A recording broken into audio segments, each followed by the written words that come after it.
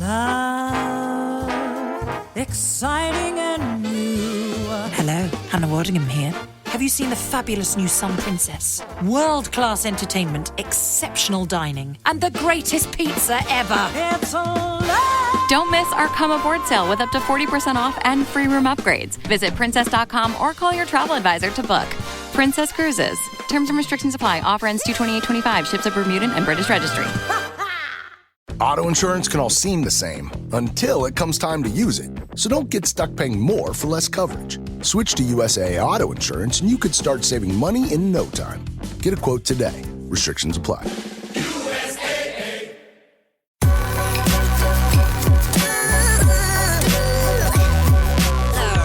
The following is a presentation of the Belly Up Sports Media Network.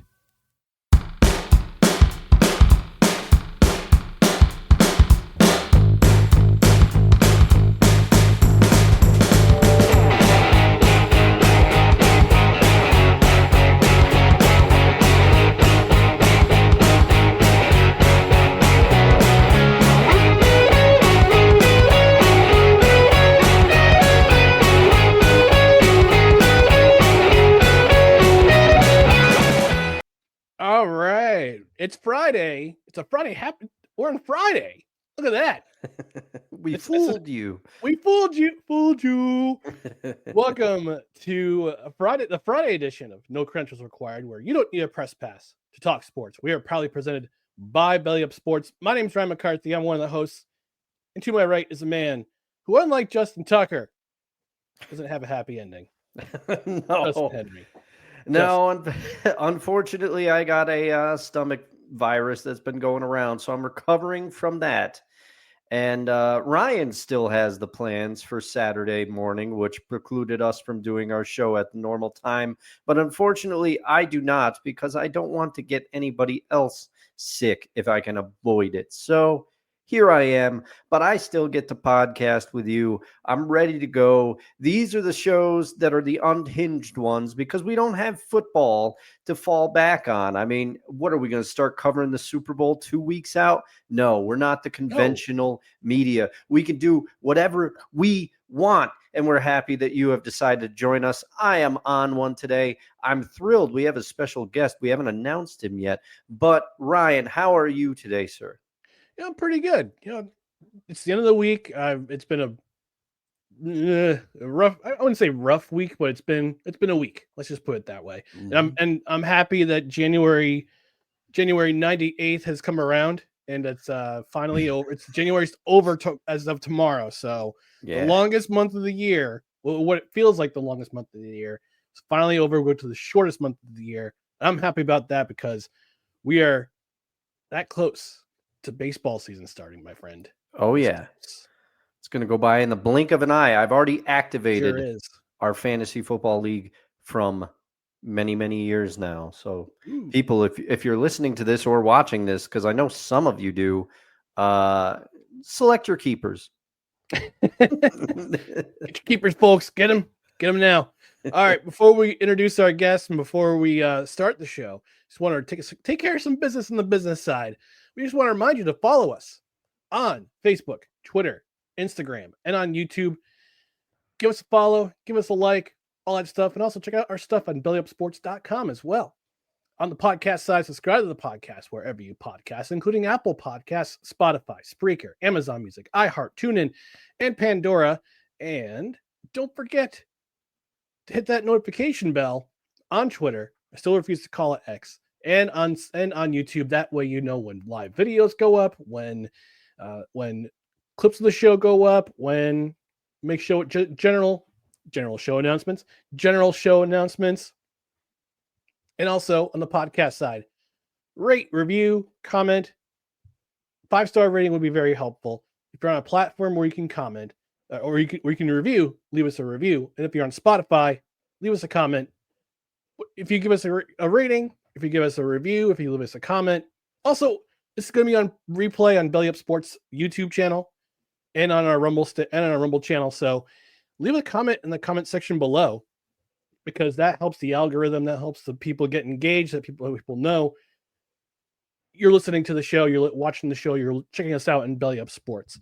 And we are a live show on Tuesdays and usually Saturdays at 10 a.m. Eastern.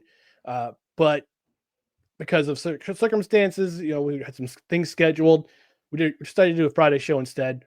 But we want to hear from you. We want your comments. And I know we're watching. We're live on Facebook. We're live on Twitter, and we're live on Instagram right now.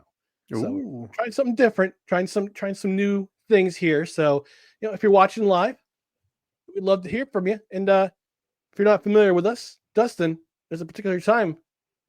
I think it's about that time. I think it's chime time. Oh, it certainly is.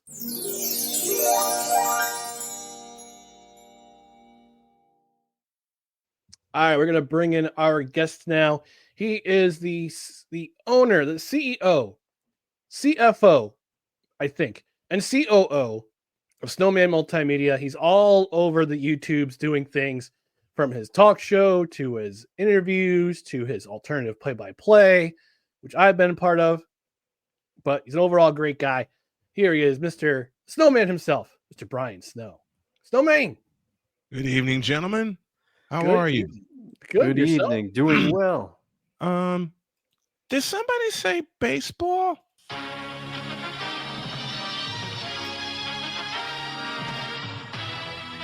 If you don't remember or love this particular theme to get you ready for Baseball Saturday, what were you watching, man?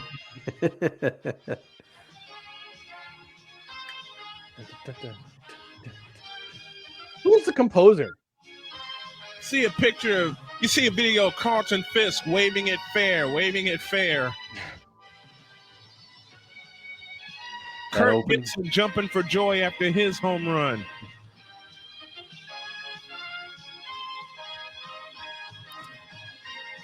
Seared into the memory. I saw it in a standalone video, and I had to grab it. So I looked it up about Major League Baseball and NBC. It says, Gemini AI and Google says multiple people, including Randy Edelman, Kevin Gavin, Clark Galt, Steve Martin. I don't know if it's comedian Steve Martin, Scott Shearer, Mitch and Ira Yuspa.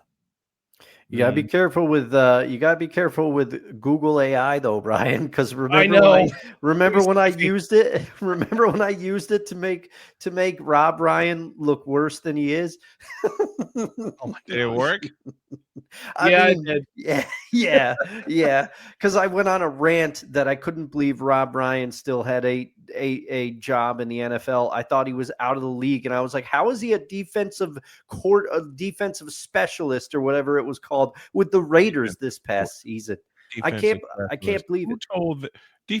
Who told this lie? Defensive specialist. Rex. Rex. That would explain it. All right, we're gonna hop into our topics for tonight's episode. First and foremost, I'm gonna keep it short here, but gentlemen, this is the first time in 21 weeks we're not gonna have football on a Sunday, NFL football on a Sunday afternoon. 21 weeks. We've gone from September 7th all the way up till now with NFL football, which begs the question to you guys, to our audience. Again, replay on bellyupsports.com. If you're watching live, leave us a comment.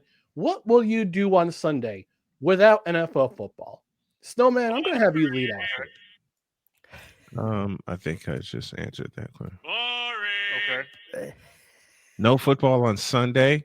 Paul. Are you kidding me? And Chris. What in the all types of blue hell are you thinking? No football. We're not counting the Pro Bowl, by the way. That's Listen. That's hot garbage. Here's my thought on the Pro Bowl games.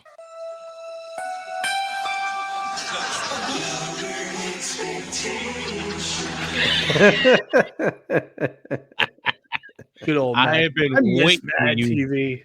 I have been waiting to use that one. I miss Mad TV. Let's see. Stuff. What will we do without football on this Sunday? Let's think about it.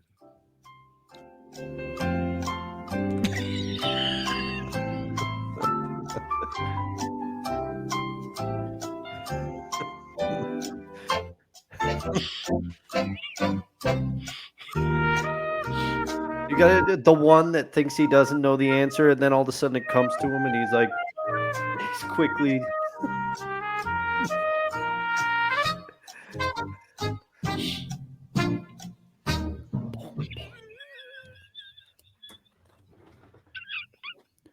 Audio Listeners, I'm going to tell you right now, you're in for a treat, but also you got to watch this one because you can't see what Ryan was doing. Oh, I forgot You fool! forgot to put it in the form of a question. Oh, you got to do the Jeopardy format. Sunday without football. Nothing. There you go. What is nothing? Nothing. I Parentheses. got women's college basketball my way Hey, on Sunday, there you go. and next Sunday I may have a surprise Oh, for That- because I've teased something for the past 4 weeks. Someone may be joining me on the Super Bowl call. ooh. Is it Ray Ray? Don't you ever suggest that to me again. No, matter of fact, Cowboys aren't Wait- playing, so it's Wait a minute. To use his voice, You tripping. if you think that'll happen. If you don't know who Ray Ray is, go check out And Stoneman's no, channel. it ain't. And no, it is definitely not. That's right, the Cowboys ain't playing. He won't be there.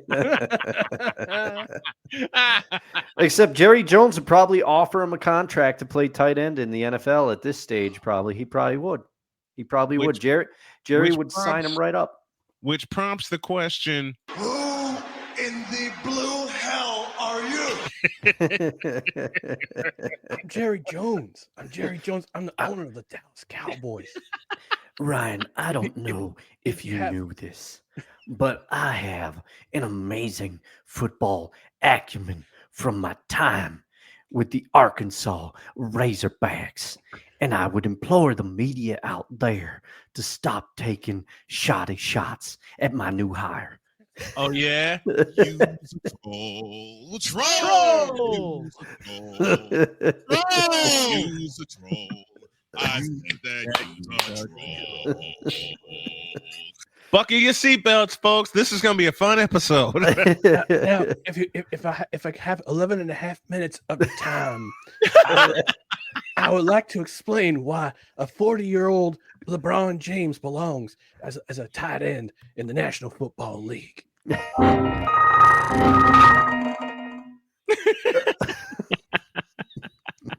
You should be fired for playing that sound effect. Oh yeah. Who's your owner? I want to talk to him. You're despicable. Thank you. I've earned that title. Dustin, how about you? What you doing on Sunday? Well, for me, it's probably going to come down to a couple things. I will miss the void of football. And football also, gentlemen, it gives us an excuse to eat, which I love to do. So I'll probably try to fill the void a little bit with, let's be honest, if you know me at all, you know I like to play video games. So I'll probably sit down, try to catch up with some of that. There's music stuff I'm supposed to be working on for my friend's project. You do music? On and off. I used to be much more into it. I'm trying to dip my toe back in the water. We gotta talk. Oh yeah, no, we could talk a little bit. We gotta talk. We could talk a little bit, see if there's anything I can do once I get my chops back on the old guitar and Understood. stuff. But yeah, so I'll probably do some of that stuff. Try to catch up on some of that. And honestly, I'm not going to do much without it. It definitely leaves a void when football, especially once the Super Bowl is over. And honestly, I'll probably start watching some Sunday NHL games or Sunday NBA to fill the void a little bit until baseball starts. For about a month until UFL starts or baseball. Yeah, but I don't remember they start the same weekend. Yeah, baseball starts real early this year. March 27th. Ooh, there is a doubleheader tomorrow. on ABC, the NHL. Oh, nice. Blackhawks Panthers at 1:00 and Why are they putting on the Rangers again? Rangers and 'Cause it's Bruins the at Rangers. 3. They're 'Cause it's dog the water this year. They're dog water this year.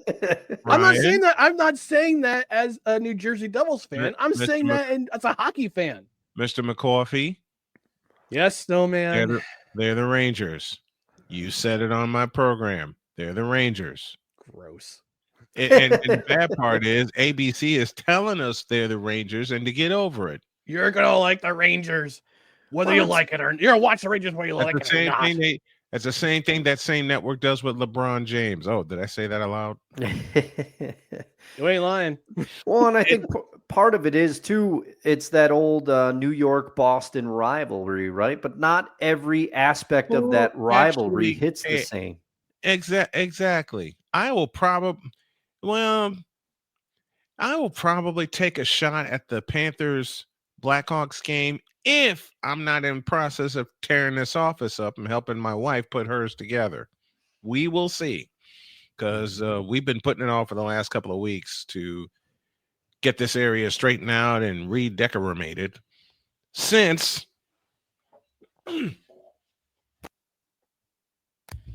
she gave me this. Oh, nice. Yep, she gave me this. There's your sign, Snowman. I have 3 more of these with different things on them. Oh no! Nice, nice. Yeah. As for me, I've got some schoolwork to catch up on for my certification course. I've got 3 weeks left. So good. I've got this week is going to end the water. This coming week, I'm ending the unit on water. Mm-hmm. Then we move on to conditioning, and then I'm done. I'm certified. So, oh, nice. Yeah. Then you can start brewing, my friend. Yes, we can. I'm hanging this in my office. This is courtesy of my daughter. My daughter Cheyenne gave me this. Oh, it's awesome. And my wife, my beautiful wife, gave me a few knickknacks to put on my new desk, such as this bad boy. Oh, it's a football player. Oh, okay. Yeah. I couldn't quite make out what it was at first. Yeah. And she calls me her dragon. So she gave me this, and she surprised me with this one. Is that made out of pewter, Snowman? Is that? I believe it is. Yeah. I used to collect pewter figurines and stuff. I had a couple. Well, they're awesome. Because I'm excited for her to get her craft room together. Oh yeah. Yeah. She's going to be making some jewelry and some other stuff. And if that door's closed, then old Snowman's got to stay out because she's doing schoolwork and she's also working. She works from home part of the time. Okay. So when I'm in here, I got to keep it to a low roar if that door is closed. Duly noted. So Snowman's doing some office work. Dustin's going to be playing video games, and I'm going to be doing schoolwork. So, hey, what video games you playing, Dustin?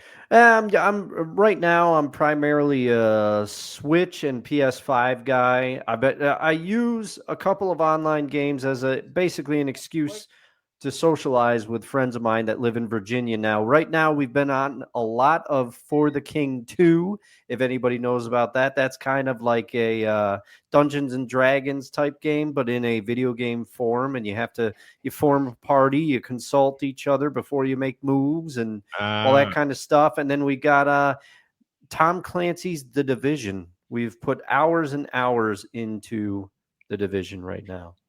Well, when it comes to video games, I'm old school. Like this, and this. Oh, yeah. Don't you worry about that. My Nintendo love is still strong, and I have a device called a RetroPie, which I built, which allows me to play a lot of those games. And I also own them legally on my Nintendo Online Switch account, so nobody can come after me. You got this? Did you get this one? Oh, I do not believe I have that one. All right, we're going to move on to our next topic, which is a Saturday staple. It's on Friday. Hot food takes. So The burger, and it's bounces. The burger and super slow mo. It's disturbing how much it bounces. It is. You can thank Canva for that element. All right, so thank you. Usually on a Friday we do our happy hour edition, but I know Dustin's been kind of under the weather most of the week, and it's the last day of dry January. Praise the Lord, and pass the beer. Oh, you can finally try that party shirt Friday. Yes, I gave finally you. try it. Yes. So our category for today is our favorite snacks while we're having an adult beverage. And Dustin, I'm gonna have you lead off since we kind of go back and forth in what to do with this category, and was inspired by and Ask Us Anything. We just kind of kept rolling with it. So I'll go with you. What's your go-to snack for when you have an adult beverage? Well, I like to keep it if I'm at the bar, or I'm at home and I'm drinking and stuff. Especially now that I'm older, I like beer still. Beer's my first, alcohol love, if that makes any sense. But I can't drink it the way that I used to when I was younger. It fills me up. So my snacking habits have changed as I've gotten older with beer. So right now, I like to keep it pretty basic. I'll grab Dots Pretzels. If you haven't tried Dots Pretzels, get after them. They are my number. I'll put this at number 1A and 1B. 1A is Dots Pretzels for me, specifically the original. They got a lot of other good flavors, but I find that the original pairs well with beer. And major shout out to Wolf's Beer Garden in Albany for this. But I will go with peanuts in shell, thanks to the beer garden, because you can just throw them on the floor. And it's also genius on their part, because what do you want to do after you have a salty snack? Drink more. You got to quench your thirst. Mm-hmm. If we were doing foods to eat with beer, it would be a different ball of wax entirely. But then we're getting into some Super Bowl football food territory. We don't need to tackle that right now. No, we'll talk about that in our Saturday Super Bowl preview next Saturday morning at 10 a.m. Shameless plug. But good marketer, what can I say? Like I said, just the basics for me now. I like the peanuts and also Dots Pretzels with beer. Those are two things that pair very, very well. And I mean, every once in a while, I'll throw like a Cheez-It in there, something that's like light and not going to fill me up a whole bunch, because the beer's already going to do that. Mm-hmm. But Ryan, I guess I'm going to throw it back to you, and we'll save the best for last.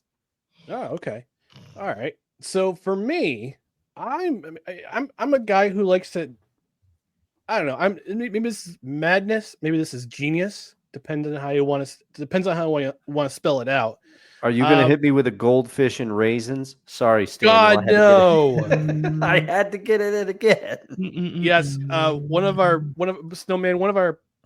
frequent guests on our show, he likes to have a snack of goldfish and raisins together. No, no. Yep. He's also your co-host on the Three Rails Metro Hockey Podcast. And when we do it, he is my co-host and really the leader of the band on Seahawks Sessions, which expect an episode very soon. There you go. Yeah, he's a be kind. There, I filled in the blanks. Thank you.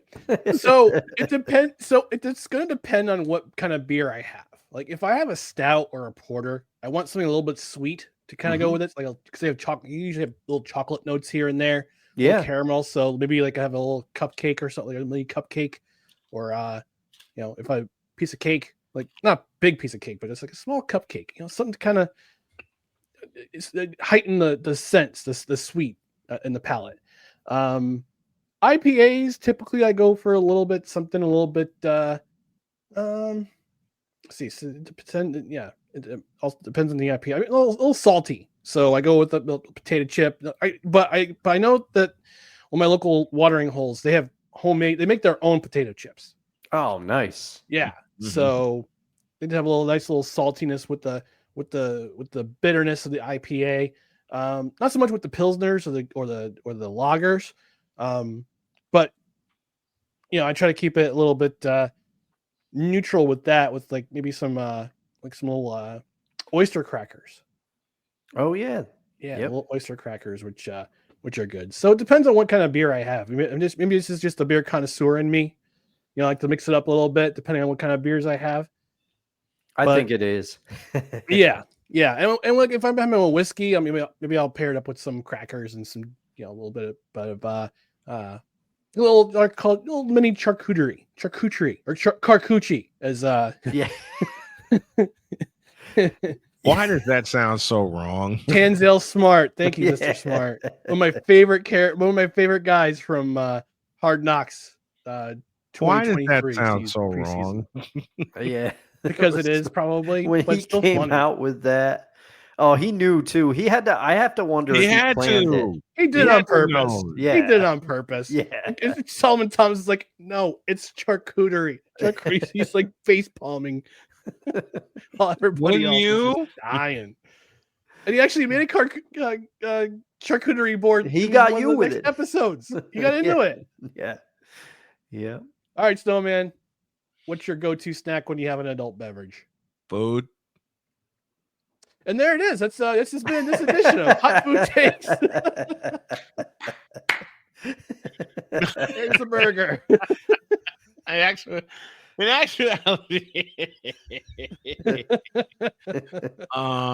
My wife likes to, especially when we're watching football together, she'll make a 3-cheese ball.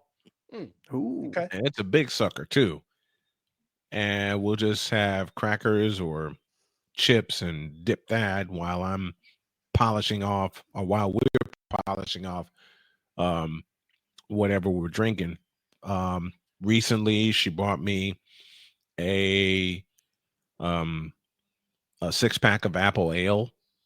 Oh, okay. And I love apple ale. Mm-hmm. I absolutely love it. I can't drink much of it because of my body and the changes I've gone through. But when I do drink it, I like having like snacks, like crackers and chips. Yeah, a little savory to offset the sweet. I get you. Yeah, but then I have a horrible sweet tooth. And one night when I had an apple ale, I decided to couple it with something chocolate. Oops. Whoops. Zonk City. Oh yeah. For real. Never, ever, if you are a connoisseur of something like Red's Apple Ale, like I am, or Wicked Apple Ale, or Angry Orchard, yep, or Angry Orchard got me through a horrible roommate experience. Oh jeez. Oh no. No need to go into it. I know the history. But Dustin doesn't. I'll keep it as brief as possible. I lived with a roommate that treated me like he was in a relationship. Does that tell you anything? Oh, jeez. Vic Allah, how dare you? It wasn't. You know who it is. You know who it is. I know. This guy, first of all, was a Cub fan. Oh, okay. That should tell you everything you need to know with that. Second of all, he loved eating and drinking my food and drink that I bought with my money from doing games into the house. Mm-hmm. Yeah. So I had to outsmart him one night. And I said, all right, I'll fix you. I bought a pack of Red's Apple Ale into the house, knowing they would disappear. Here's the trick. All the bottles were empty. Oh no. He don't like me after that. Yeah. Why'd you bring those in here and there's nothing in them? Oh, there was something in them. I just decided to drink them. Sucks to suck. But yeah, I just drink like Red's Apple Ale or Angry Orchard. Now that's my alcohol of choice, and sometimes I'll have some wine with the wife. Mm-hmm. But yeah, something snacky. If it's a big game, however, we'll save that for the Super Bowl. All right. But I will throw you a hint. Last year, when I was getting ready to do the live stream of the Super Bowl, I had my drink. I had 2 cans of water here. And what does my wife do to put me in a coma? She brought the one thing I requested for Super Sunday. Meatballs. Oh, meatballs will get you every time. Meatballs in her homemade gravy. Ooh. Oh, yeah. It's going to be good. Anybody who watched that stream knew I was fighting the zonks for 6 1/2 hours. How true. Because when she brought me the first plate of meatballs and the pile wasn't that high. And I said, okay, I can get through this, but I had to be careful. Like I said, with me not having 5 organs due to cancer surgery, I knew the meatballs were going to go right through me. Sure as hell they did. Went to the restroom, came back. There was a bigger plate of meatballs in front of me. Dr. K. And Dr. K had this evil grin. If y'all seen Dr. K, you know she loves messing with me when I'm on the air. She had this evil grin on her face. I'm like, honey, this is twice the size of the first plate you brought me. She said, yeah. Wait till you see what I bring you for the second half. Oh, dear Lord. Oh, man. She brought me a whole tray. She brought me for the second half, after the halftime show, she went into the kitchen and went to work. Dr. K was busy. She brought me on a tray meatballs, vegetables, ranch dressing, couple fruit cups, and like 2 or 3 sweets. Man. And then decided to couple it with 60 ounces of water. Basically 1.5 gallons. You gotta stay hydrated. Yeah. After that Super Bowl, there was no way I was staying hydrated, especially with me drinking 6 of those doggone gallons. And it has to go somewhere. Yep. And after it went, I went to bed. And that's been its edition of Hot Food Takes. I'm mad there's not a second patty in that burger that needs to fall down. Yeah, right. I probably would have fell out. Yeah, it wouldn't have been able to sustain it. All right, we got to redo the shot. The other patty fell out. All right, we're going to move to our main topic of conversation. Shot, fellas. Slow it down a little bit. It's still falling. We got to throw that patty back in there. Super slow-mo this time. As the director is drooling while he's calling that shot. or the comptroller's the accountant's getting very angry because they're wasting all that meat. Yeah. Yes. Yes. Steam coming out of his ears could cook that burger. All right, moving to our main topic of conversation this week on the Let's Go podcast with Tom Brady and Jim Gray. They had it on. But I already know my. Give me this. Hold on. Let me introduce things. All right. You put the question up. There's your introduction right there. Okay. Don't get trigger happy. Okay. On my show. I'm sorry. On this show. Anyway, on the Let's Go podcast with Tom Brady and Jim Gray, they had an old friend. Insert middle word here. Yes, but we're going to keep it FCC friendly because we want sponsors.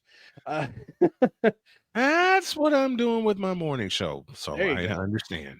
So, Bill Belichick playfully suggested that the Vince Lombardi Trophy should be renamed as the Tom Brady Trophy. Now, hold on. All right, play it because I got in character. Hold on. First, I got getting in character. Hang on a second. First, Al Michaels. He did what? then Paul Allen, Are you kidding me? then the painter from the Chiefs commercial, Great googly moogly. my friend Chris Bass, What in the all types of blue hell? and to finish it off, Mr. Bullwinkle. Hell no. To the no, no, no. Hell to the no. Hell to the no. To the no, no, no. Listen. All right, I'm back. Coach. So this is what Coach Belichick said. I'm Oh, going boy. to put myself in solo mode here. And I quote, players win games. You can't win games without good players. I don't care who the coach is. It's impossible. You can't win with good players, without good players. You know, I found out when I had Taylor and Banks and Harry Carson, Pepper Johnson, Jim Burt, Emerson Walls, all those guys at the Giants. The same thing we had good at Cleveland and then at New England. I mean, it's Brady, it's McGinnis, it's Vrabel, it's Bruschi, it's Corey Dillon, it's Randy Moss, Troy Brown, Lloyd Malloy, Ty Law, Rodney Harrison. Those are guys that won the games. Man, I didn't make any tackles. I didn't make any kicks. That was Vinatieri that made that kick in 4 inches of snow. They don't name it the Star Trophy. It's named the Lombardi Trophy. Maybe they should name it the Brady Trophy. He won 7 of them. The laugh. Close quote. The laugh at the end was especially authentic. It's exactly how he does it. Yeah, right. I know, right, Snowman. Dustin, I know Snowman's champing at the bit here, so we gotta let him. We gotta. He let already him. did. I think he's trying to not to die. Dustin, you better go now before I start pushing buttons again. All right. I'm gonna say, especially, I think you hit the word on the head there, Ryan, when you said you think that he playfully suggested it. Now, does he have a point? Yes, the players win the games, but he has huge respect for Vince Lombardi, massive respect for Vince Lombardi. Any coach that has coached the game, anyone who has played the game, realized what Vince Lombardi meant to the game as far as schemes, as far as modernizing his approach to play calling. About the only person that I could think of that would have had as much impact on the game of modern football would be Paul Brown. But Paul Brown, correct me if I'm wrong, he already has a trophy named after him, does he not? I thought he did. Do some real-time research and find out. I thought he did, but if you were going to change the name of the Vince Lombardi Trophy, which I don't know why you would, Paul Brown would be a decent pick. But guess what? Vince Lombardi, they won the first Super Bowl, didn't they? The first, or the second, or the first. So First 2 Super Bowls. First 2. My apologies. But so the name is apt. It didn't become the Super Bowl until it was still known as the championship game previous to that. So it just makes sense that these Super Bowl trophies should be named the Vince Lombardi Trophy. And maybe it's a little bit of the traditionalist in me, but I do not think Bill Belichick was serious about this. I don't think this is one of the, people talk about replacing the logo for the NBA, replacing Jerry West as the logo. Why? That logo is a fantastic logo. We don't have to change everything, everybody. Or Harmon Killebrew with Ken Griffey Jr. Yeah. Yeah, and you know how much Griffey means to me, because guess what? Not to spoil it, but once we get to episode 24 of the year, it's a pretty good chance that he's going to be my guy. Yeah. I did look it up. Ken Griffey Jr. So the anybody who's watched the Mariners game at the old Kingdom recognized that public address voice. Yeah.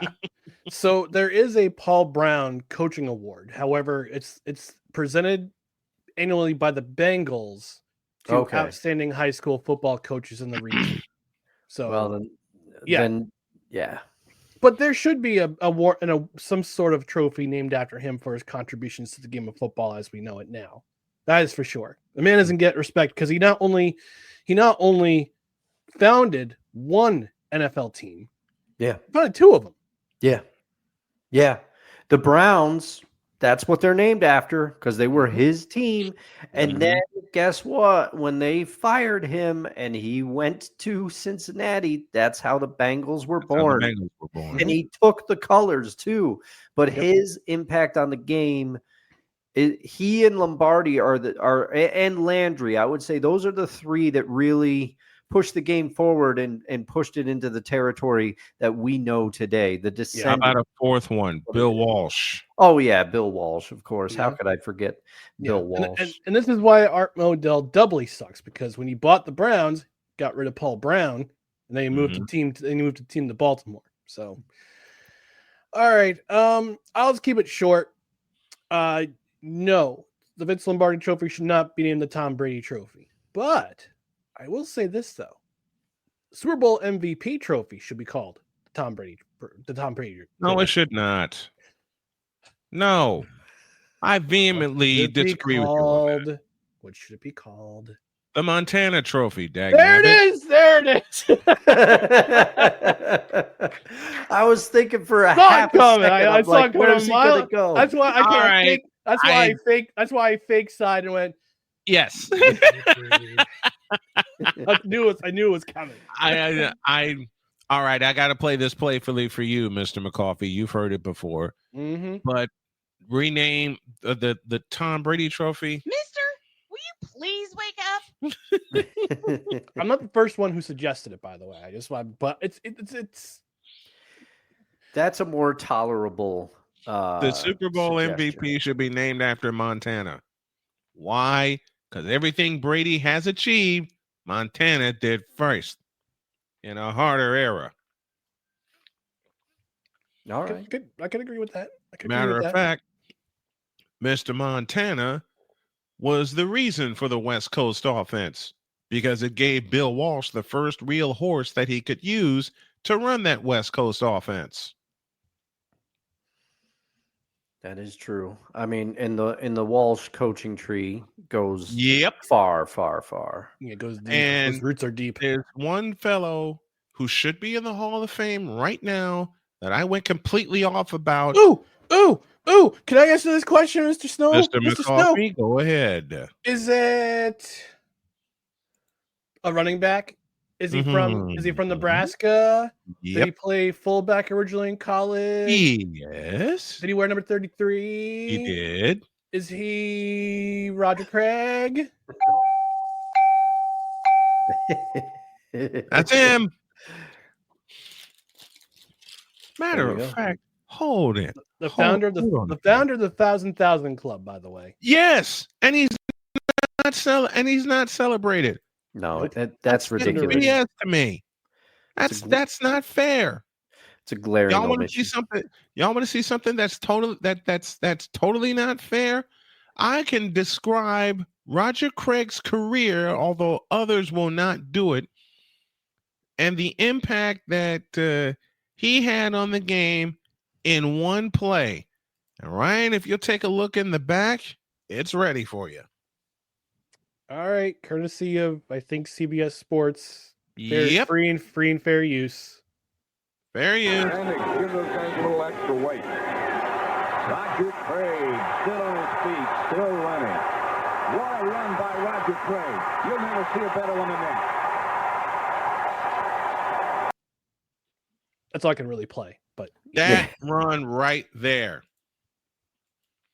If you got no other reason to elect Roger Craig for the Hall of Fame, take a look at that.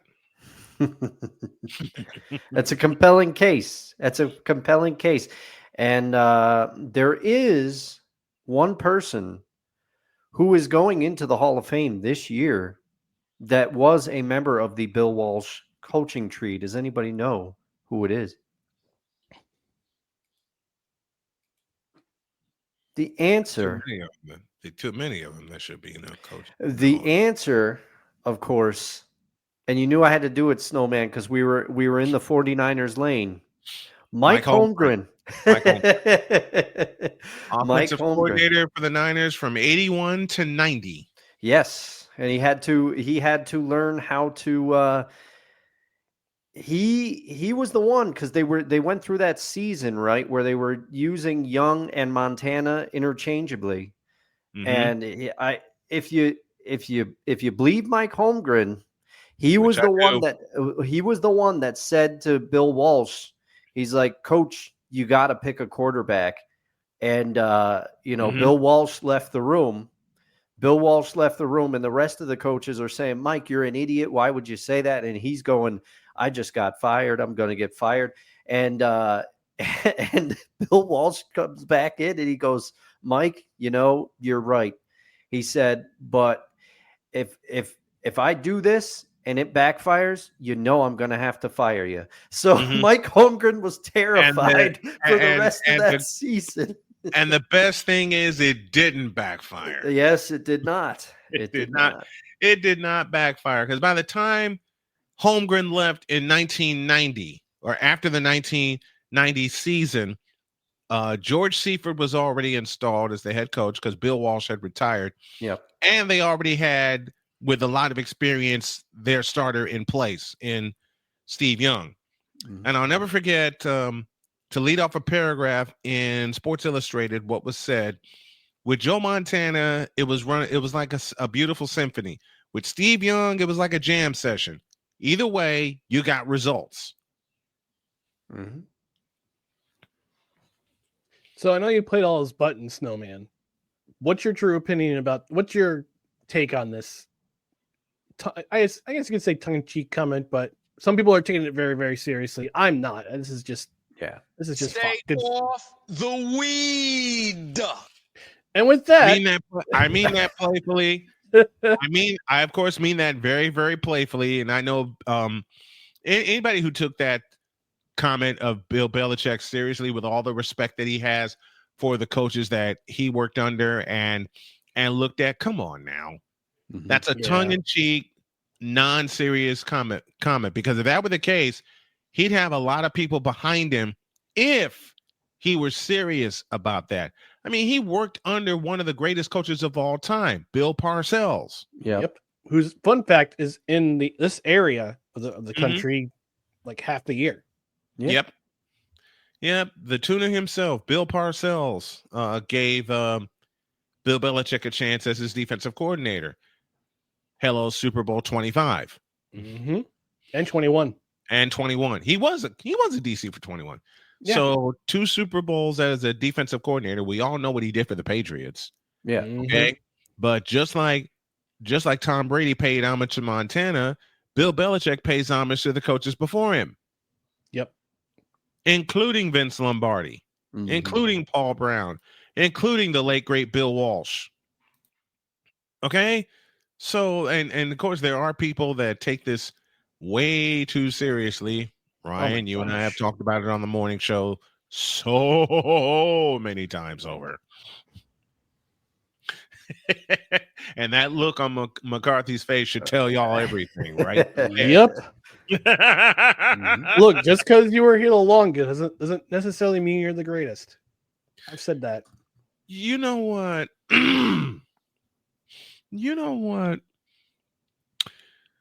This morning on the morning show, Cole Johnson and I went extended with what we usually do on Wednesdays, which prompted Ryan to comment, but it's Friday. Yeah, but we couldn't help it. There's no football There's no football this Sunday. There's not another football game until next Sunday. How are we going to fill 120 minutes? Well, we filled 110 of them with you know who. Mm-hmm. Yeah, can you send me that meme, by the way? Because Which one? I got the one that you talked about this morning about Team LeBron with Steph and Durant against Team Jordan, Bird, Magic Johnson, Michael Jordan, in a 3-on-3. And I'll tell Dustin what I said to Snowman when I watched that clip. I said the same thing to Cole too. I said, I said, and when you said that one comment says, "Oh, Team LeBron would smoke Team Jordan. I said, look, I wrote to you. I wrote to you. This is exact words I wrote to you, and I wrote to Cole. I said, Team Jordan would talk so much smack before the Team LeBron would be in a puddle before the game even started. With KD especially, hey, look, I'm not going to argue KD's ability as a player, but you are right, Ryan. He would be sufficiently rattled. Listen, KD, who's a hell of a scorer. Yep. Versus Larry Joe Bird. Yeah. Who had more arc in his shot than Steph does at 6'9". Yep. That should tell y'all everything you need to know. And who quipped during, I think, what was it, 88 or 1988 or 1989 All-Star game in the 3-point contest? Who's playing for second? Yeah. 88. Yep. Who's playing for second? Who's 88 in Chicago at old Chicago Stadium. The same one that the same All-Star game when Michael Jordan won the slam dunk contest. And the All-Star game MVP with a game high 40 points. All right, we got to take our network mandated commercial break. When we come back, we're bringing back the list. List. All right, stand by and stay tuned for more. No credentials required. This episode of No Credentials Required is brought to you by Invader Coffee. For the coffee lover who wants good, quality coffee with no bullshit and no filler, Invader Coffee is an ultra-premium, veteran-owned coffee company proudly delivering only the best coffee your hard-earned money can buy. They aim to only serve the highest quality, organic, air-roasted coffee beans sourced from free trade farms all over the world. They keep things simple. The best coffee at an affordable price in order to provide you with the value you deserve for your morning boost.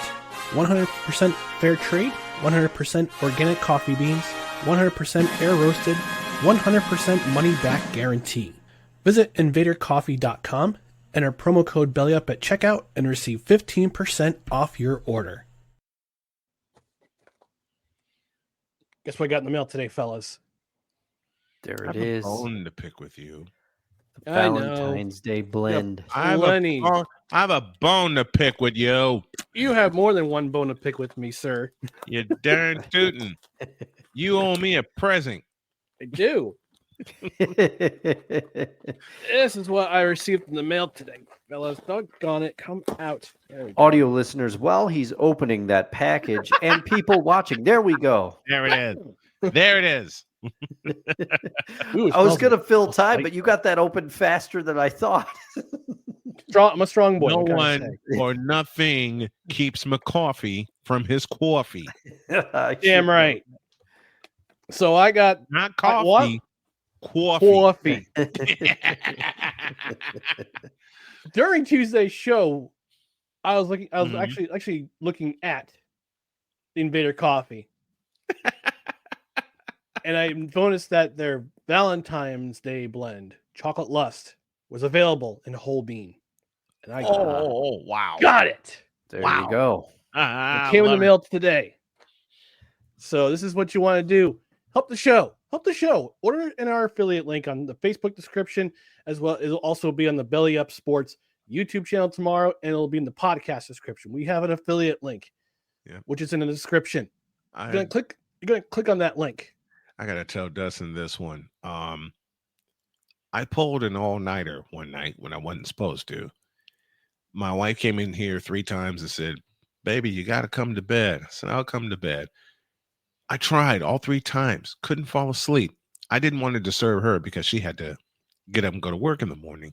Mm-hmm. So I'm in here, I'm doing the show, and I'm rolling right along. And it was a Monday because McCoffee was due on the show. He made a comment during the subject I was talking about, a subject that escapes me at this time.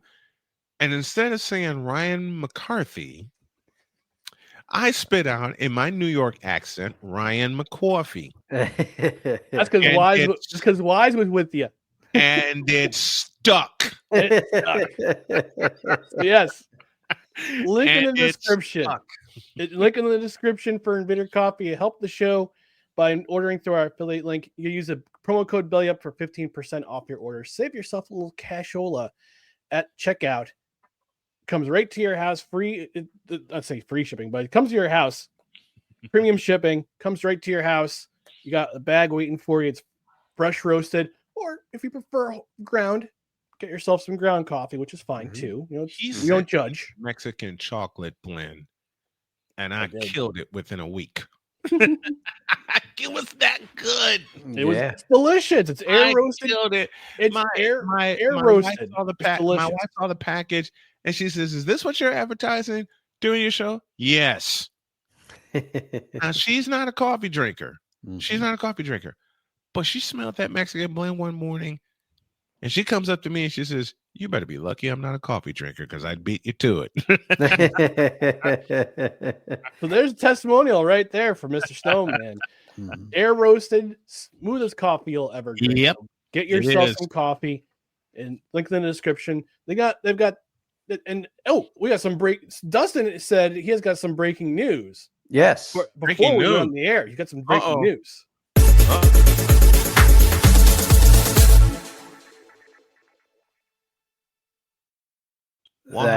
That's right, folks. It's Dwayne Haskell reporting for Invader Coffee. The donut dealer blend has returned. The people at Invader, the good people at Invader, listen to me. I said, if you're listening, last show, I think I said it. If you're listening, Invader, I said, bring back donut blend.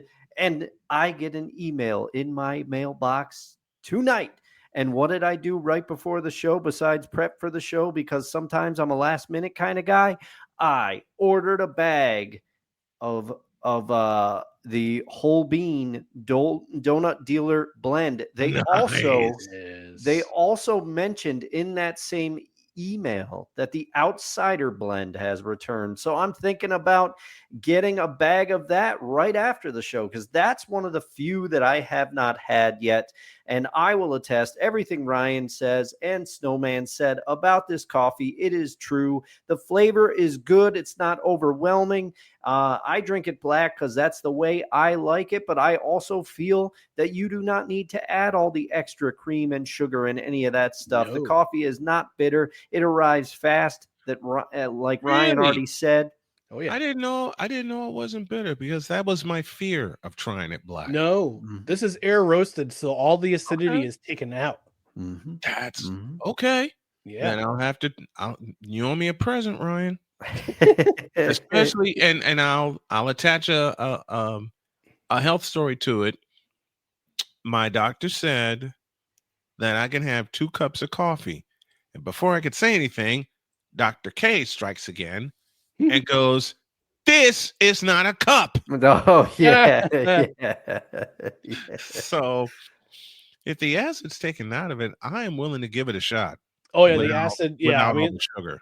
Unlike other brands like, I don't know, rhymes with Carducks, rhymes with Fleen Fountain, rhymes with Bolgers. Although, shout out Mark Bolger. Mark Bolger. You beat me to it. You beat me to it. I wanted that one. None of that stuff sits on the shelf for too long because Invader Coffee is that good. The air roasted, it's specialty air roasted. The city's taken out. None of that. They roast it fresh. As soon as the beans come in, they roast them, and it comes right to your door. So visit the link in the description. Code BELLYUP at checkout for 15% off your order. It's been a long time, gentlemen, but we're bringing it back. I forgot to mention, Invader Coffee, you get the no credentials required seal of approval. Even puppers like themselves. Invader Coffee, fuel for the fearless. Indeed. All right, it's been a while, gentlemen, but we're bringing it back. It's time for the list. You just made the list! Oh my gosh. That one always gets me. Part of it is oh my gosh. Oh my god. Was that JBL on the commentary? No, I think that was Michael Cole. That was Michael Cole. Okay, it was Michael Cole. That was Michael Cole. Yeah, that was during his SmackDown days before he went over to Raw, gosh. I believe. All right, gentlemen, tomorrow is the Royal Rumble. I'll be watching because I love me some WWE the big four. The PLEs. The PLEs, the big 4 PLEs, Royal Rumble, WrestleMania, SummerSlam, Survivor Series. Survivor Series. Those are my jams. Those are my jams when it comes to pro wrestling. Also, shout out Simon Miller, same fellow bald a-hole. He's love his program.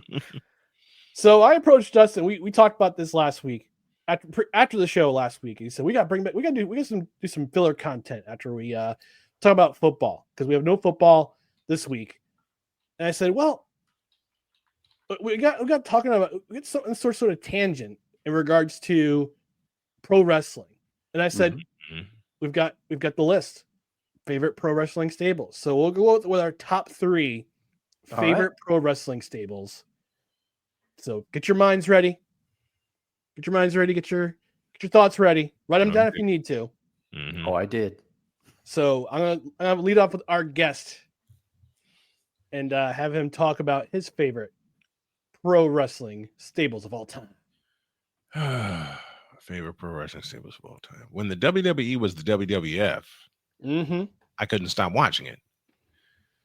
There was this thing called WrestleMania. Yep. Before they made it commercialized and put it in all the big stadiums and things like that, when they actually had storytelling. I love the Attitude Era Survivor Series. Because all that tied together. Wasn't much of a SummerSlam guy. For me, it was all WrestleMania and I forgot what did I just say? It's Survivor Series. Survivor Series. Thank you. Royal Rumble was cool at first, but it suffered the same fate as all the other events did. But I liked in its infancy, I liked the Royal Rumble. For me, it was Saturday night's main event. Yes. It was the old school Saturday night's main event. Of course, they would tape it months in advance. They tape it a month in advance. Yep. And that's why it was a month. It was a monthly show, but it was Saturday night's main event did it for me. Well, and they're bringing that back. I think. Yeah, they brought it. Actually, we just had one last Saturday. Okay, that's what it was. Yeah, they brought it back. Yeah. Yeah, I'm old. I'll give credit to Triple H here. He gave it kind of an old school feel with the theme, with the old WWE logo, the old WWF logo. Okay, logos everywhere. Yeah, like Jesse the Body Ventura. That was cool. That was cool because he was one of the staples for Saturday night's main event. Let me tell you something, Mean Gene. He was one of the staples and one of my favorite villains. He was one of my favorite heels. The heel announcer. Yes. Yep. The heel of all heels. He and Bobby the Brain Heenan were like 1 and 1A for me. Ooh, yeah. Oh yeah. No, Bobby rest in power. Bobby the Brain could play off of anybody he was working with, and make it sound so authentic. When he worked with Gorilla Monsoon, and there's so many great stories with those two about them. They would tell stories about them pranking each other, and how. And I thought for the longest time, until I started hearing stories about it, I thought for the longest time that Bobby the Brain Heenan hated Gorilla Monsoon. That wasn't the case at all. No, that wasn't the case. They were best friends. Yeah. They were the best. They were the best of friends, and I love the tribute that Heenan paid to Gorilla Monsoon after Monsoon died. After Bobby the Brain had gone on to WCW, and he said he's now in the gorilla position. Yep. That made me cry. Yeah, that made me cry, especially when I started finding out about how much they loved each other and loved working with each other, and how much time they spent together in front of the camera, behind the camera, how many pranks they would pull on each other. It was just fabulous. But so for me, my biggest staple was Saturday night's main event. Saturday night's main event led me to WrestleMania. Yep. But I'm talking about wrestling stables, like the wrestlers, like the guys who would go together. like the factions. Like Yeah. factions, like the four horse, like the four. Oh, yeah, go that ahead. I didn't know. Well, the Four Horsemen first and foremost. Of course. So I completely missed the question, but That's okay. No, but I we can got. see But we got you going. So I mean, Yeah. this helps. This helps. well, it was the shows that were staples for me, but then I fell in love with the Four Horsemen. Right. First and foremost, I fell in love with the Four Horsemen. Then I fell in love with the Road Warriors. I fell in love with the Road Warriors. Hawk and Animal with Paul Ellering. Yep. Yeah. With precious Paul Ellering. Yep. If there's a rivalry I love dearly, it was Rock and Austin. Oh yeah, I mean that was a good one, and Rock was part of a stable at one point that I may get to later, but I don't know. Nation of Domination. Also part of the corporation. Yes, yep. He was also part of the corporation. Yep. And if I can throw a favorite storyline here, it was 1999 when Mr. McMahon won the Royal Rumble, but he goofed. Okay. The way the storyline went, he filed some papers and planned on appointing a replacement, and then Shawn Michaels showed up and said the rule was if the winner of the Royal Rumble is unable or unwilling to go to fight the champion, then the runner-up gets all rights and privileges, which messed Mr. McMahon up, and I don't know how he kept a straight face. I don't know when they worked with Austin, when the corporation and the Austin had a segment together. I don't know how they kept a straight face. I really don't. I don't know how they kept it. I don't know how they kept a straight face, because there were sometimes I would see Stephanie get ready to break. There were sometimes I would see Triple H get ready to break.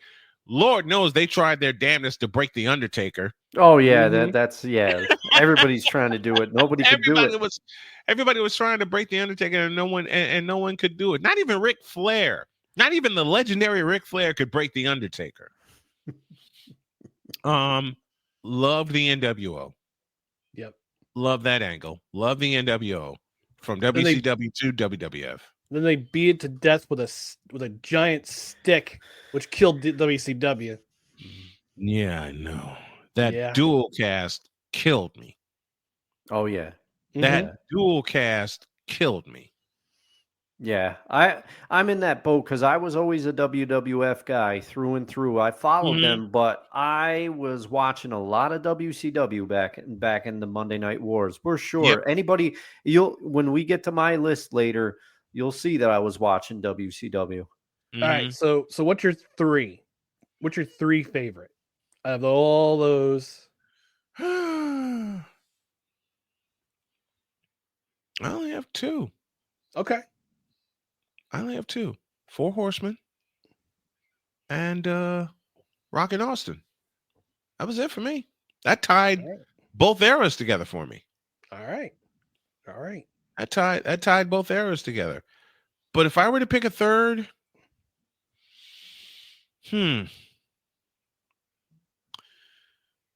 oh geez. If I had to pick a third, you know what? It would be the Hart Foundation.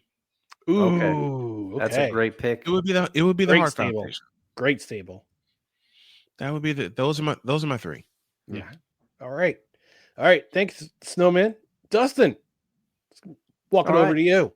I'm going to keep this as quick as I can. And also, I went with 5 because I didn't know how many we were going with. That's okay. If you had 5, go with them. Well, all right. Go with it, man. I was just going for 3 because I was trying to keep with the time constraints. But yeah, go ahead. Yeah, no, I'll keep it real short. Number 5 is the Radicals. This shows you that I watched WCW because the Radicals jumped from WCW to the WWF. The Radicals were Eddie Guerrero, Chris Benoit, Dean Malenko, and Perry Saturn. Perry Saturn. So they are at number 5. Number 4 is the aforementioned Nation of Domination. Farouk, his terrible, poor Ron Simmons. They stuck him with that horrible gladiator gimmick when he first jumped to the WWF. I'm sure he was like, "What am I doing?" but love me some Nation of Domination. And, obviously The Rock started to become the lead banana in that thing. They turned it into a storyline. It was great. And I like D'Lo Brown coming out there with the exaggerated, head going from side to side. So now we get to the meat and the potatoes. Number 3, I put it the Four Horsemen. And it's basically for 2 factors. One, I thought Rick Flair and Arn Anderson were really cool together, and I loved a lot of their themes. But the other thing was, it was so cool, something about doing this. The 4, it was always nice. It was always nice. So they make my top 3. Number 2, DX. There are 2 iterations of DX, though. The OG DX was Shawn Michaels, Triple H, China, and Rick Rude. Yes, that's right. Rick Rude was a part of it in DX, but everybody knows very fondly the version of DX that would later happen, where they added X-Pac and they added the New Age Outlaws. DX was awesome. A lot of memories. People still say their catchphrases today. But number one with a bullet, and this will tell you, I was watching a lot of WCW. It's the NWO. The logo, the theme. I entered a meeting at work because they said I could do whatever I wanted. I checked to the NWO theme with the toothpick. I flicked it in the conference room. I had sunglasses on. To this day, I had an NWO shirt when I was on a bowling team with our buddy Scott Ryan and the guy who I haven't been to in too long. My barber cuts my hair, Mike Lambert. I got us NWO shirts, and I said, guys, put these on. NWO, I love the NWO. You hit the nail on the head, though, Ryan. WCW, they killed it a little bit because they started adding everybody and their brother to the NWO. But my favorite iteration will forever be Hall, Nash, Hogan. But when they added Ted DiBiase and Six at the time, he was just Six. He wasn't Six-Pac yet. That was when he came back. When they added those 2, I was also cool with it because DiBiase, former WWF guy, Six, formerly 1-2-3 Kid, WWF guy. So it stuck with the story. NWO number 1 with a bullet. Ryan, I kick it over to you. All right. So honorable mentions for me go to the Undisputed Era from NXT with Adam Cole, Bebe, Bobby Fish. Bobby Fish, local guy too, originally from Colony. He graduated. He graduated with a friend of the show, Jeff Levac. Trying to remember who else was it? Kyle O'Reilly and Roderick Strong. So they ruled NXT for a number of years, but now they're all in. Well, most of them are in AEW now. I think Bobby Fish is independent, I want to say. Oh, okay. Other honorable mention, the Mean Street Posse. Oh, not because they were so dominant, but because they were so damn goofy. It was, but it was funny. I always laughed at the Mean Streets. I'll tell you, Ryan, I almost put the oddities on my list. So oh my gosh, we're in the same ballpark. I was just playing that song this morning. With Insane Clown Posse. I was just playing that theme this morning and rocking out, while I was working on some stuff before I went to the doctor today. Man, you read my mind, Dustin. All right, so I'm gonna start with my. I'll go pretty quickly, like Dustin. Number 5, the Heenan family. Oh, nice. Yes. With was it Andre the Giant? I don't remember who else is in that group. Haku. Andre the Giant, so. Haku, Big John Studd. Yes, Big John Studd. Yep. Big John Studd. Yep. So that's number 5. King Kong Bundy. King Kong Bundy. Yes, thank you. Yes, thank you. He had all the big dudes. Oh yeah, all the big guys. He wanted to squash Hulkamania. He wanted to squash Hogan. Squash Hogan, literally and figuratively speaking. Literally and figuratively. Number 3, Hart Foundation, obviously. Oh, yes. And what's sad is that I think 3 out of the 4 of them have passed on. Yeah. Owen Hart passed away in the ring tragically. Yeah. Jim Neidhart passed away from cancer, And Davey Boy Smith passed away from a heart attack, I believe. Yeah. Oh, there's an honorable mention: the British Bulldogs. Yeah, British That's Bulldogs, great, one of the greatest tag teams ever. If Dynamite Kid doesn't sock somebody with a bag of nickels, right, he wouldn't be. He would have been much different story. Number 3, I kept number 3 modern. I went with the Bloodline. Raise your ones to the sky. All right, the Bloodline. There we go. Yeah, OG, not the new Bloodline. That's right. The new Bloodline sucks. With Roman Reigns, the Usos, because it's not because of who the guys are. It's because of the story. Yes. The entire thread for like 4 years. This went on for. This tells you this was masterful storytelling. This is a part of wrestling I love. The long-term story. It started during Uncle Melvin days, with Roman Reigns coming back and winning the title, Universal title from, I think it was Bray Wyatt. Yeah, I think so. Yeah. Also, unfortunately, passed on. Who also, by the way, that documentary on his life was outstanding. I gotta watch that. It's on Peacock. It's on Peacock. Yeah. So started with that, and then he feuded with Jay. No, he feuded with Jimmy first. And then Jay came along and joined. And then you bring in Solo Sikoa as the enforcer. Then you bring in Sami Zayn as kind of the comic foil. But then you see after the Royal Rumble in 2023, like the fracture, or 2024, 2023. 2023. You see it was 2024, excuse me. You kind of see the fractures starting to take place within the bloodline. The Sami Zayn betrayal at Royal Rumble in San Antonio. Then you see Jimmy leave. Jay leaves also, but then he comes back. Solo's just kind of still there. The wise man, Paul Heyman, doing his things behind the scene. And then he leads to WrestleMania, finishing of Cody Rhodes finishing the story, which was, look, the last 10 minutes of that match was so overbooked, but it was so much fun to watch. Like, if there's one match you got to watch from last year, it's the Bloodline Rules match from the main event WrestleMania. Just watch the last 10 minutes. It's insane. It's so much fun. You get John Cena coming back. You get The Rock coming back. Undertaker shows up out of nowhere, literally. Yeah.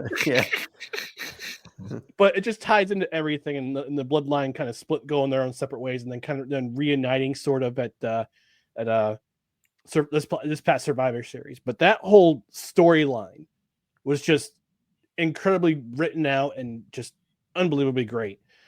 Number 2, I've got the Four Horsemen, the OG Four Horsemen, of course. My number 1 is Degeneration X, because I'm a WWE guy through and through. I gotta admit, like, ever since I was a little tyke watching the old WWE on Saturday mornings and on Saturday mornings, and WCCW on Saturday mornings, but mostly it was all about WWE with Hulk Hogan and all those Junkyard Dog, Big John Studd, all those. There you go, Junkyard Dog. So I adore that. I adore Junkyard Dog. Yeah, me too. He was one of my favorite wrestlers growing up, and my dad used to. I think he rented WrestleMania 2 one year, and we almost wore that tape out. We reluctantly had to bring it back to Hippos when they were still renting tapes at that time. Renting tapes. They were the God. only place in town that would rent out beta tapes. Oh, man. Oh, that's right. I forgot you had the betas. We had beta. Yeah. All right, and that's been this installment of The List. You just made the list! Oh my gosh. The funny part about Chris Jericho is that in WWE, he wasn't really in any stables. No. But in AEW, he's been like 10 stables. It's crazy. It's like, dude, just I can't keep track of them anymore. One. Just stick to one. All right, we're gonna wrap up this show since this is episode 9. This is the 9th taping This is the 9th recording we've done this month, which tells you, A, we've been consistent, and B, this month takes forever. It does. But I'm happy to have that the number 9 in the bag, and we decided for this year, for every episode number we do, we're going to talk about our favorite athletes to wear that number. And this is a caveat, Snowman. I'm not sure how much you've paid attention to what we've done with this particular segment, but it's not great number 9s in the history of sports history, but it's great number 9s that we've seen, like we've actually watched on television or watched live. Those are the athletes we grew up watching or currently watching. So we're gonna lead off with you, since you're our guest, and you tell us who your favorite athlete to wear the number 9 was and why. To wear the number 9. Let me think. Let's see. Where's my notebook here? Here we go. Where's my notebook here? Well, I could say it was, but no, I can't use him. No, I didn't see him play. Oh, I could say it was it. Nah, but he played for the Cubs. Never mind. There was this guy, but no, can't use him either. There's this. Oh, hell no. I'm not using Matt Barr. I hate Matt Barr. The greatest for me to wear number 9 was Thunder Dan Marley from the Phoenix Suns. There it is. Out of Central Michigan University. Okay. Long range jump shot. Could drive to the rim. And when the Suns moved from the Veterans Memorial Coliseum across the way to America West Arena, they blossomed even more as a ball club. So my favorite athlete that I saw wear number 9 was Dan Marley. Awesome. Yeah. And Dan Marley was a fun fact about Dan Marley. He was in a Celine Dion video back in the day. Oh, which one? Love Can Move Mountains, I think. Oh, okay. All right, being real here. When I was in middle school, I had a big crush on Celine Dion. Hey, that's nothing to sneeze at. I also took French in high school, in school too. So was that why you were hoping to woo Celine? You know what? No, but also yes. Since we're talking about celebrity crushes, my beautiful wife kept Mia Hamm. My beautiful wife kept asking me who my celebrity crush was. And of course I tried to tell her I didn't have one, but she wasn't buying Lies. it. Yeah. She wasn't buying it. So my current celebrity crush is Mariska Hargitay from Law and Order SVU. There you go. All right. But I must admit this aloud. Anybody who knows me or knows of me, I am a game show nerd. And I got to say that my first real celebrity crush was Janice Pennington. Oh, from Price is Right. Price is Right. Okay. I thought you were going to go with the Vanna White route, but hey. Listen, Vanna White was all right, but I saw Janice first. Yeah. I saw Janice first on a consistent basis. Mm-hmm.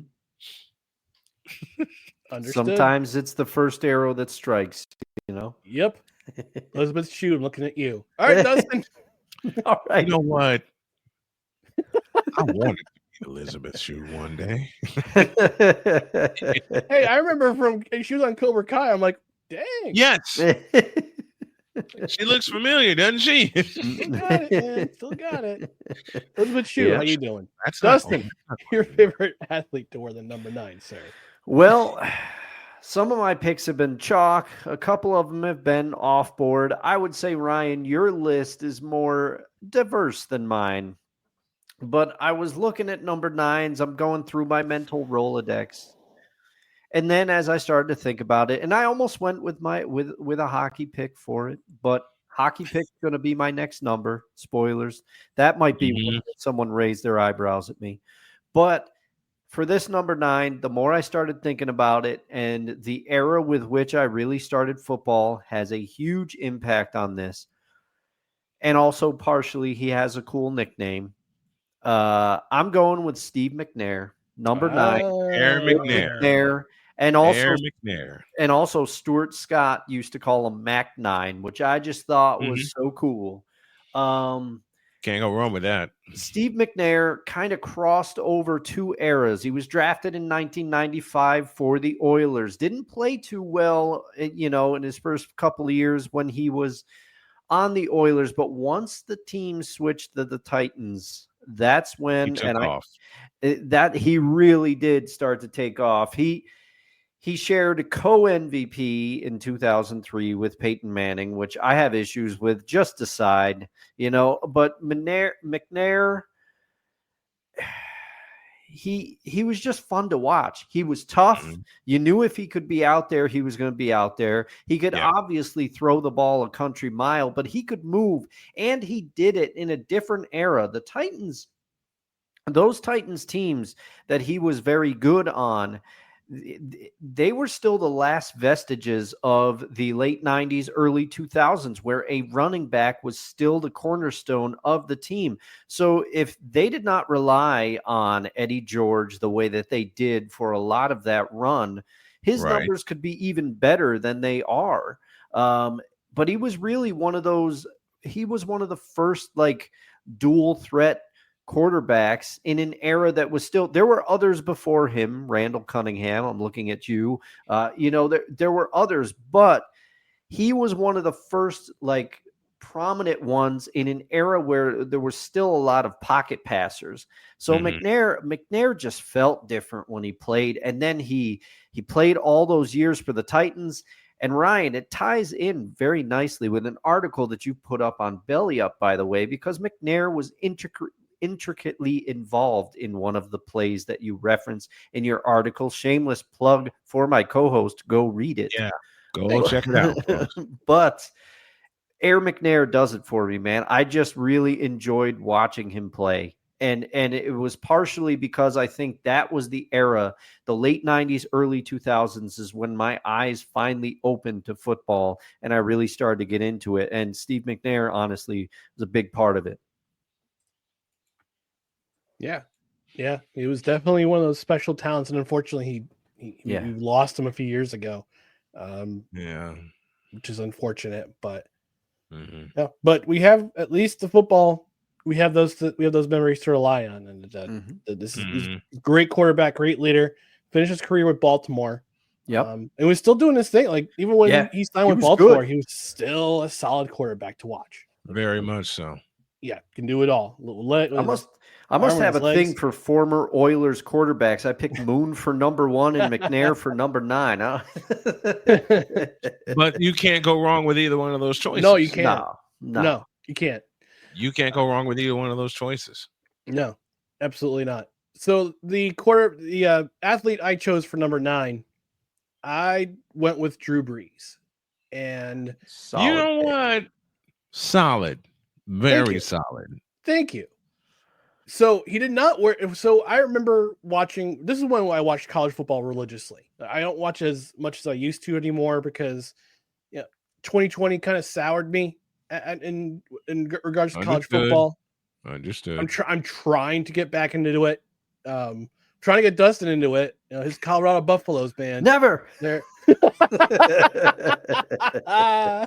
know what? I would say something about the Colorado Buffaloes, but I'm afraid Dustin will throw darts at me forever if I do. I joke around. That's a joke. That's a joke between the both of us. So I'm trying to get Dustin into college football, and I joke about the fact that Deion Sanders is coaching the Colorado Buffaloes, and every once in a while I just kind of make a little inside joke in regards to his team. But Deion Sanders lost to Kansas. Womp womp. He lost twice to the state of Kansas. Oof. That makes sense. Yeah. So this is back in an era where I paid a lot of attention to college football, and Drew Brees was one of the first quarterbacks to really just jump on my radar. I mean, Kerry Collins was one of them. I actually saw him play at a game at Penn State back in 1994. I saw them play in the season finale against Michigan State live at Beaver Stadium. One of my favorite experiences. You were at Beaver Stadium? I've been there twice. Wow. Yeah, but I was there for the 1994 team. I saw that 1994 team with Kerry Collins, Kajana Carter. Man, what a career he could have had. Kyle Brady. It was an incredible team that year.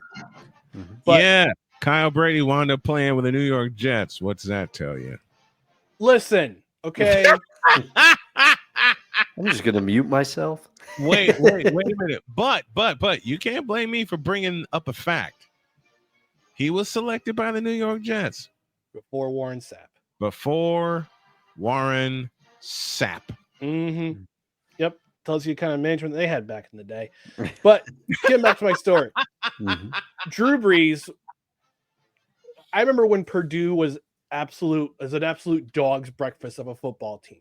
Yep. Then Drew Brees showed up and managed to do behind him. Oh, I don't know. Let's see.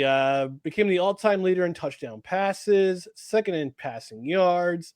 Yeah, I think Bob Greasy still owns the passing yards record at Purdue, if I'm not mistaken. Yeah, I think he does. So, but he stood out and got to buy the Chargers. Played there for a couple of years. Got his collarbone broken, and people wondered if he was ever going to play again.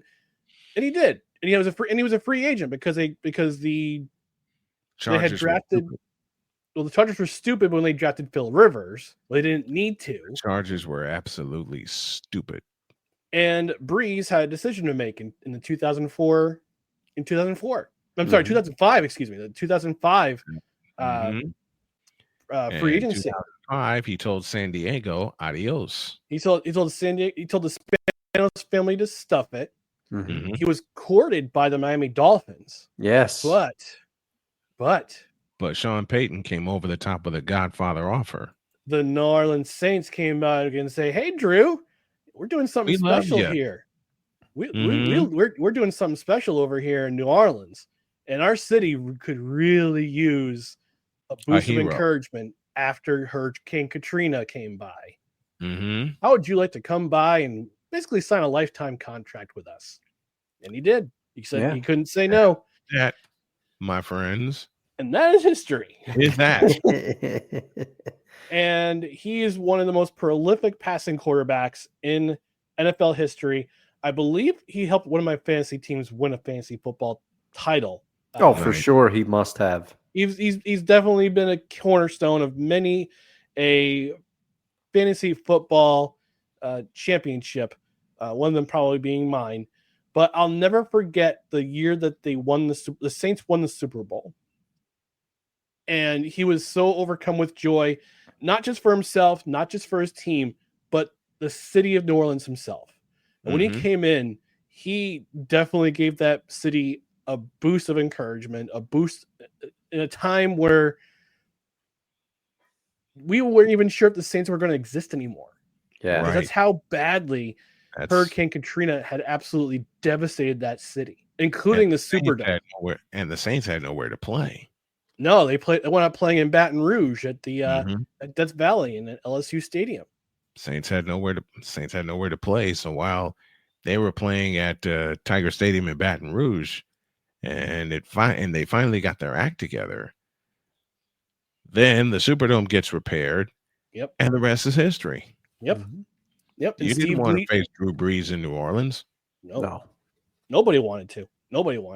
But yeah, he made that Saints franchise shine for so many years, and he was the cornerstone of it. And you know, he's one of my favorite quarterbacks. He's not only just a great guy on the field, but he's an awesome dude off the field too. And that's why I absolutely will be a Stan account for Drew Brees because that's he's just a great dude on and off the field, great football player, but even better human being.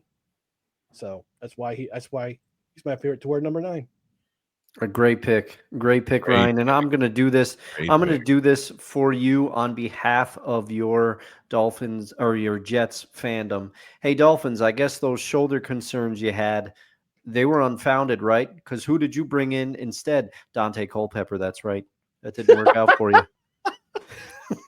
Dante Culpepper. Dustin from the top rope. But also, who was coaching the Dolphins at that time? Dustin flew in from the top rope and bam. Yeah. Boom. But it was Well, wait a mostly minute. because, if memory serves, it was Nick Saban that was coaching the Dolphins at that time, was he? Yeah, It when they went was 2 indeed. and when they went 2-14, he said, "I'm out of here." So there's We're my training in shot. Alabama. I'm hitting the road and I ain't coming back no more. Yeah. Exactly. All right, we're gonna get out of here. Before we do, give Snowman an opportunity to plug some of his stuff. So, have at it. Have mercy. No. Just do me a favor and subscribe to me on YouTube at youtube.com/@snowmanmultimedia and my new channel, youtube.com/@snowmansportsnet. That's where I'm starting to feature all my play-by-plays now. Thanks. There you go. All right. Very cool. And you can find No Credentials Required right here. Facebook, Twitter, Instagram, and on YouTube. Follow us, give us a like, all that stuff. And also check out our other podcasts and written articles on bellyupsports.com. On the podcast side, subscribe to the podcast wherever you find podcasts. That includes Apple Podcasts, Spotify, Spreaker, Amazon Music, iHeart, TuneIn, Pandora, and don't forget, also hit that notification bell on Twitter and on YouTube. That way you know when new videos go up, when show announcements go up, all that jazz, all that social media stuff. Oh, Snowman took off early. But also on the podcast side, rate, review, comment, all that stuff. Tell a friend. Tell a friend about the show. You know, the best way to let people know about this podcast is to let people know by word of mouth. It's not just going to come from us. It's going to come from you, the listener, as well. All right, we're going to get out of here in this special Friday edition of No Credentials Required, where you don't need a press pass to talk sports. We are proudly presented by Belly Up Sports. For Snowman, for Dustin Henry, I'm Ryan McCarthy. We will talk to you again on Tuesday, 6:30 Eastern. What will we talk about? I don't know. It's a surprise. It's a surprise for us and you. Yes, but tune in Tuesday at 6:30. We'll be live and we'll be talking some sports.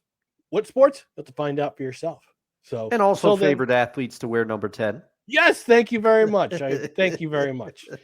We might even do another installment of the list. You don't know, but let's tune in to find out. Tuesday 6:30. We'll let you know what we're gonna stream. Until then, again, watch the replay Belly Up Sports on Belly Up Sports YouTube channel and on our Rumble station. You can also find the replay on Facebook, the video replay on Facebook and on Twitter. Thanks for joining us, and we'll talk to you next time. We'll talk to you on Tuesday. Good night, everybody.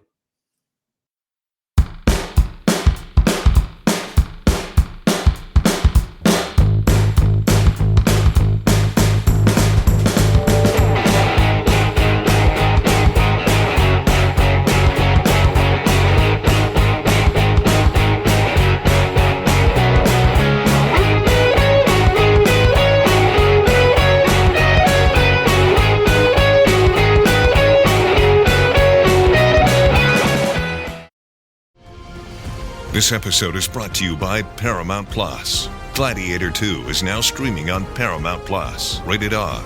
Years after the death of Maximus, Lucius is forced into the Colosseum after his home is conquered by tyrannical twin Roman emperors. With the future of the empire at stake, he must find strength and honor to return the glory of Rome to its people. Gladiator 2, now streaming on ParamountPlus.com.